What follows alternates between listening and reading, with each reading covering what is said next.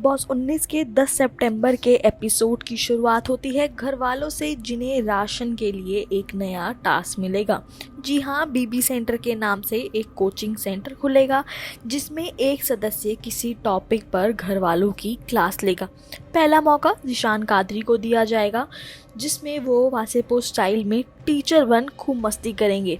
इस टास्क के दौरान जिशान कादरी कुनिका सदानंद पर निशाना मारेंगे। हालांकि कुनिका और जिशान के बीच मस्ती मजाक में नोकझोंक होती रहती है। दूसरी क्लास नतालिया की होगी जो हिंदी सिखाती हैं जिसमें उनकी बोली कच्ची है। नतालिया को हिंदी पढ़ाते हुए देख घर वाले जमकर एंजॉय करने लगते हैं। गलती करने पर नतालिया मृदुल के बम पर स्मैक भी मारती है। फरहाना भट्ट को प्यार का टॉपिक मिलता है लेकिन जिसकी क्लास ने दिल जीता वो थे गौरव खन्ना। जी हाँ, कंटेस्टेंट बिग बॉस के घर वालों को कुकिंग क्लास लेंगे जिसमें वो सब्जी बनाते हैं कुनिका भसड़ वाली सब्जी।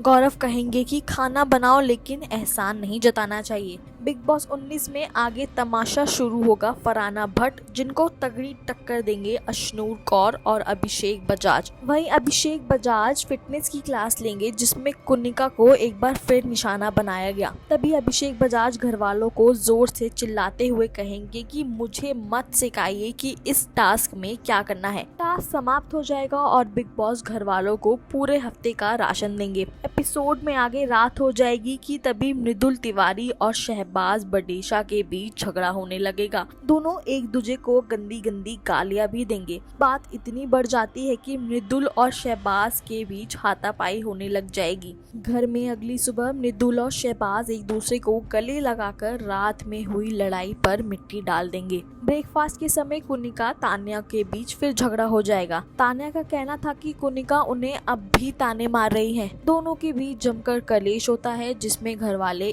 उनसे दूरी बना लेंगे।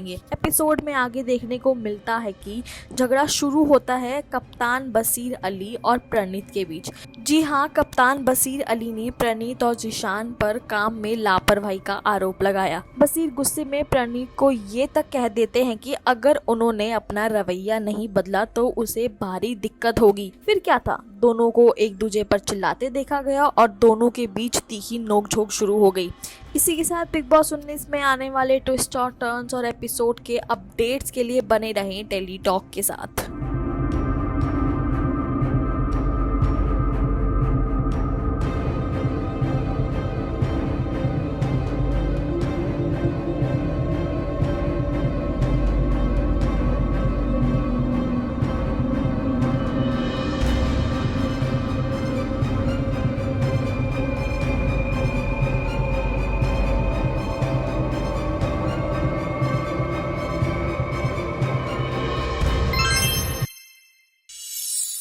मैं तो बिग बॉय हूँ ना, मैं खुद निकालूंगा। अब तो मैं निकालूंगा। दिखा दे दो बताइए, बैग छोड़। दे दो बताइए। इधर तो हाथ में नहीं लगा दे दो। ये किसका है? क्या है ये? छोड़। चीकू चीकू चीकू तेरा ना एक दोस्त नहीं है, वो भी सिर्फ ये गिफ्ट की वजह से। सीरियल इत्ती सी खुशी में आया शॉकिंग ट्विस्ट वाला ड्रामा जहां अनविका चीकू पर पेंसिल चोरी वाला नोटिस देख होती है शॉक। टीचर ने तुझे चोरी करते हुए पकड़ा था।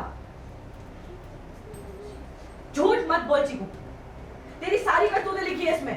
सैटरडे को बुलाया पेरेंट्स को। दरअसल जैसे ही अनविका घर लौटती है तो माहौल काफी खुशनुमा होता है, लेकिन जैसे ही अनविका अपना बैग रखकर चीकू से उसके स्कूल के बारे में पूछती है, चीकू चुपचाप खामोश रहता है और कोई जवाब नहीं देता। अरे बैग है, ऊपर थोड़ी है, मिल जाएगा रूम में मेरे। मैं क्यों खींच रही हूँ? मैं कहाँ खींचता हूँ?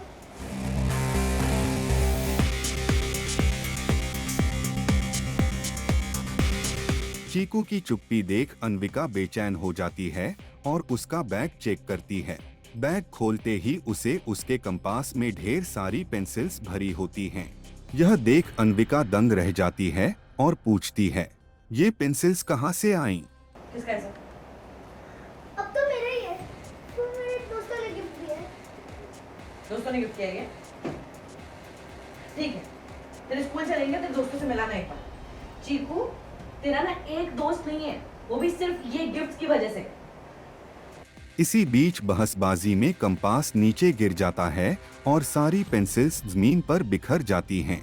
तभी अन्विका बैग और गहराई से चेक करती है तो उसमें से स्कूल का 2 दिन पुराना नोटिस निकलता है, जिसमें साफ लिखा होता है कि चीकू पर पेंसिल चोरी का आरोप है। ये पढ़कर अन्विका का सदमा और बढ़ जाता है। झूठ मत बोल चीकू, तेरी सारी करतूतें लिखी है इसमें।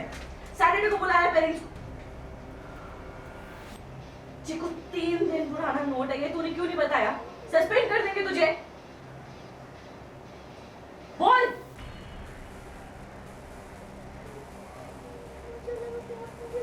अच्छा, डांट से डर लग रहा है, सस्पेंड होने से नहीं लग रहा है। ये गप बात मैं जाता है मिलने।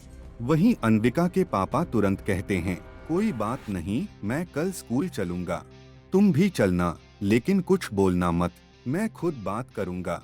अब देखना दिलचस्प होगा कि इस खुलासे के बाद कहानी कौन सा नया मोड़ लेती है। मैं जाता है मिलने के लिए, पेरेंट्स को बुलाया है ना, चिंता नहीं, मैं चलेगा तेरे साथ। जो आप जाएंगे, आपके भरोसे नहीं छोड़ सकती, मैं चलूंगी वहां पे आपके साथ।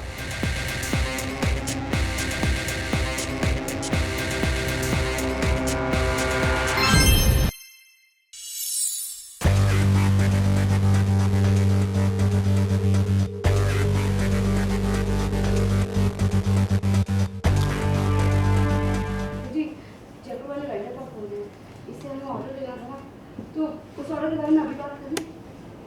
हाँ बहुत बढ़िया, हम लोग साथ में भी हैं, बैठ के साथ में डिस्कस भी कर सकते हैं। Perfect time. चलिए सर।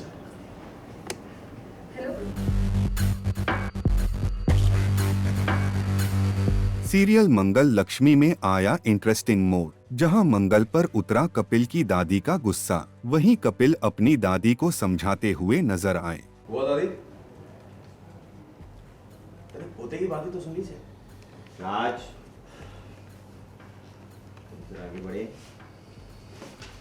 गए दादी के पास, नीचे नीला हुए, कहा आपको जो शिकायत करनी है मुझसे कीजिए, यह रिश्ता मेरी पसंद से हुआ है, मंगल जी को मैंने खुद पसंद किया है, और आप इतनी जल्दी ना अपनी राय मत बना लीजिए। मंगल जी समझदार है, ईमानदार है, और हर परिस्थिति में मेरा साथ देती हैं, और पता है आपको, सबसे बड़ी बात तो ये है कि वो मुझे समझती है। Mangal is listening to all this, standing by the door. जी हाँ, दरअसल मंदिर में हुए हादसे के बाद मंगल कपिल के घर आती है और कपिल की दादी से माफी मांगती है, लेकिन दादी अभी भी मंदिर में हुई घटना से नाराज होती हैं। जब मंगल उनके पैर छूने जाती है तो दादी गुस्से में कहती हैं, तुम्हें यही उम्रदराज लड़की ही मिली थी। यह देखकर कपिल तुरंत मंगल का समर्थन करते हैं और उसकी तारीफ करते हुए कहते हैं, मैं भी तो उम्रदराज हूँ। यह रिश्ता मेरी पसंद से हुआ, मंगल जी को मैंने खुद पसंद किया, और आप इतनी जल्दी ना अपनी राय मत बना लीजिए। इसके बाद मंगल आशीर्वाद मांगती है तो दादी कपिल को देखते हुए मंगल को आशीर्वाद देती हैं। यह देख सभी खुश हो जाते हैं।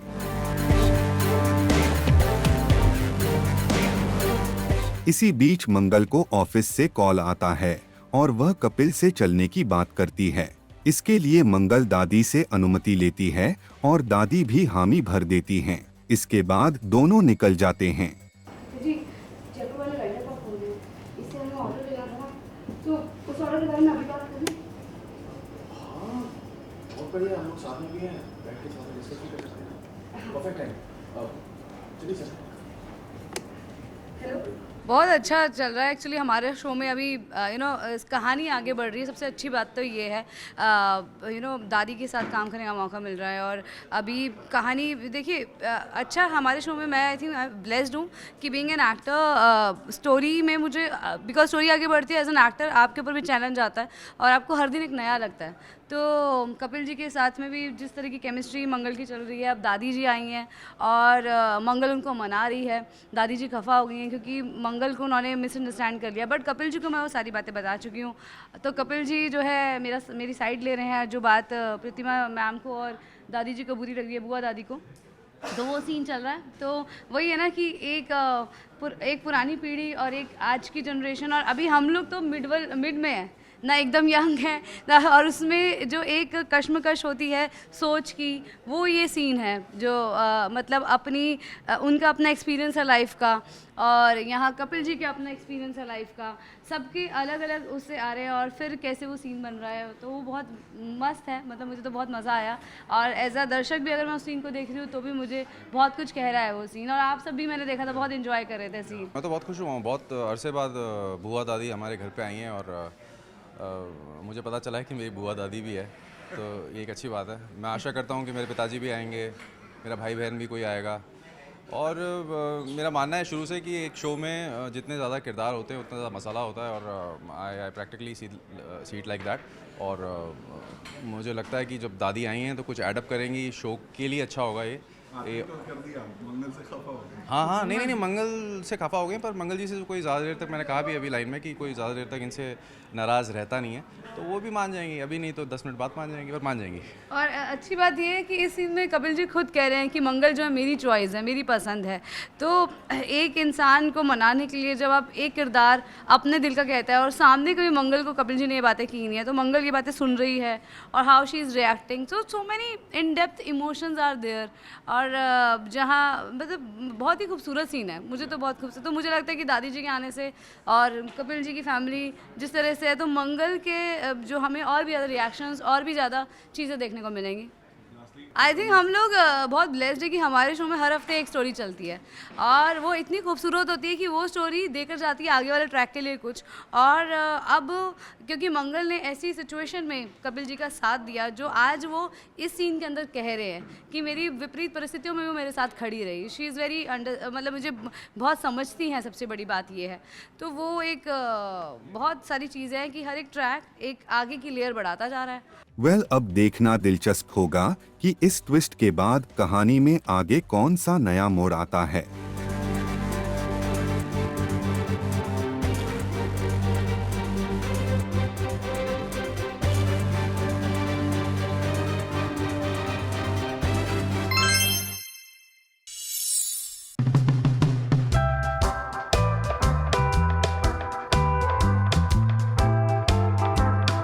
बॉलीवुड एक्टर गोविंदा की वाइफ सुनीता आहूजा लंबे समय तक पर्दे के पीछे रही, जिस कारण किसी को ये पता ही नहीं चला कि वो कितनी एंटरटेनिंग लेडी हैं। जब से कैमरे के आगे आई है, लोगों ने ये कहना शुरू कर दिया है कि उनका ह्यूमर अपने राजा बाबू को टक्कर देता है। यही कारण है कि इतनी जोड़ी नंबर 1 है। सुनीता आहूजा का ह्यूमर ही है जिसकी वजह से लोगों ने उन्हें इतना पसंद करने लगे हैं, और टीवी से लेकर OTT तक उनकी डिमांड बढ़ती जा रही है। उनकी बढ़ती डिमांड का ही नतीजा है कि पति पत्नी और पंगा जैसे शो के मेकर्स उन्हें गेस्ट बनाकर लाए हैं।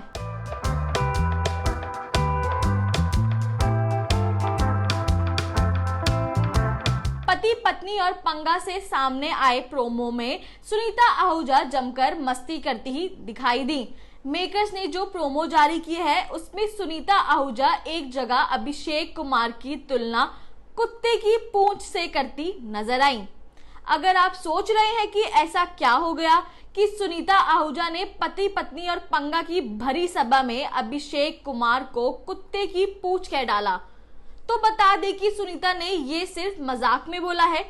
सुनीता ने ये शब्द गुस्से में यूज नहीं किए हैं, और ना ही दोनों के बीच किसी प्रकार का पंगा हुआ है।